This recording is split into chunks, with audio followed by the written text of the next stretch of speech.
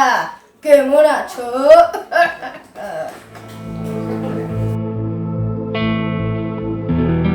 আমরা করব জয়, আমরা করব জয়, আমরা করব জয়।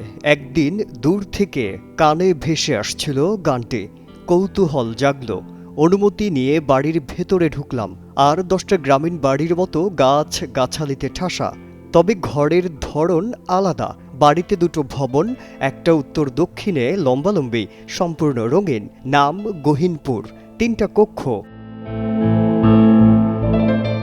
ঘরের শোভা বাড়িয়েছে দেয়ালে ঝোলানো চিত্রকর্ম। মাঝের কক্ষের মেঝেতে গোল হয়ে বসে গাইছে কয়েকজন শিশু কিশোর। পাশের কক্ষটি বইপত্রে ঠাসা, সেখানে বসে পড়ছেন কয়েকজন কিশোরী। পাশেই গিটার, তবলাসহ নানা রকম বাদ্যযন্ত্র রাখা। এতক্ষণ যারা গাইছিল এবার তারা ব্যস্ত হয়ে পড়ল ছবি আঁকায়। তবে গতানুগতিক ধারায় নয়। তাদের সামনে কয়েক রকম রং আর ক্যানভাস দিলেন মাঝ বয়সী একজন। ছোট্ট হাতে যেন রংধনু, সব রং মেখে নিল শিশুরা। মিনিট 10-এর চমৎকার এক নাটিকা পরিবেশন শেষে সবাই বেরিয়ে পড়ল ঘর থেকে। উঠানে মেতে উঠল খেলাধুলায়। এবার সেই ভদ্রলোক স্বভাব সুলভ হাসিতে বললেন, কিছু মনে করবেন না, ওদের সঙ্গে থাকলে মনটা সজীব হয়ে ওঠে। নাম তার আসাদ ইকবাল সুমন।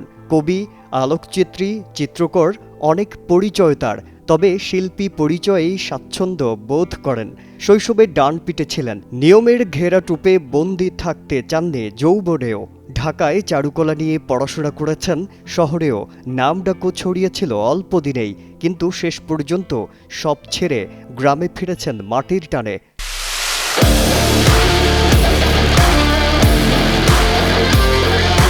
আমার এখানে প্রায় তো 2016 লাস্টে ছিলাম, 17-25 এই পর্যন্ত আমি যে কি পরিমাণ ভিউয়ার পাইছি আমি নিজেও জানি না।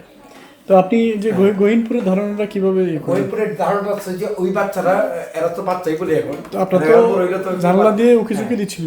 উকি দিকে তারা দেখার চেষ্টা করছে, কারণ ছবি তো তাদের যে টানতে ছিল ছবি। সুমনের স্বজনদের অনেকে লন্ডনে থাকেন। পরিবারের সবাই চাইলেন সুমনও যেন সেখানে থিতু হন। কিন্তু চারুকলা অনেক আপন, এই জীবন ছাড়তে মন চাইল না সুমনের। এ সময় ভেতরের অস্থিরতা ফুটিয়ে তুলতে শুরু করলেন ক্যানভাসে। নাওয়া খাওয়া বাদ দিয়ে পড়ে রইলেন রং তুলে নিয়ে। এভাবে বেশ কিছু ছবি জমা হলো। সেগুলো নিয়ে 2004 সালে নবীগঞ্জ উপজেলা মিলনায়তনে 4 দিনের এক প্রদর্শনী করলেন। শিরোনাম ঘুড়ি দ্য কাইট। শিশুদের নিয়ে 2017 সালে যাত্রা শুরু করলো গহীনপুর। গহীনপুর নিয়ে স্বপ্নটা তো আসলে অনেক গহীন, যেটা আসলে অনেক গভীর আর কি। যেহেতু আমার জন্ম ওই গ্রামে, আমার গ্রামটা তো আমরা ছোটবেলা থেকে যেভাবে দেখছি, এখন সেই গ্রাম নাই। কিন্তু কিছু মানুষ আছে, কিছু ইয়ে আছে, আমিও আছি।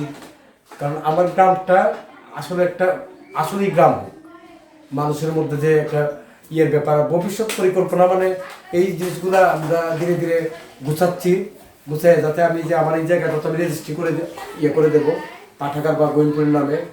ঢাকার জলপুতুল পাপেট কয়েকবার তাদের নিয়ে কর্মশালা করেছে। গহীনপুর পাপেট দল শিল্পকলা একাডেমির তালিকাভুক্ত।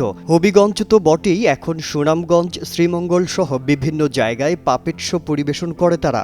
বাল্যবিয়ে, মাদক ইত্যাদির বিরুদ্ধে সচেতনতা তৈরির কাজও করে। গহীনপুর নিয়ে রঙিন স্বপ্ন দেখেন সুমন। পারিবারিক জায়গাটা গহীনপুরের নামে লিখে দেবেন বলে জানালেন। বললেন, আমার উদ্দেশ্য শিল্পী বানানো না, মানুষকে দেখানো। মন জোগাতে নয়, মন জাগাতে কাজ করছে। ভবিষ্যতে গহীনপুরের পরিসর আরও বাড়াতে চাই।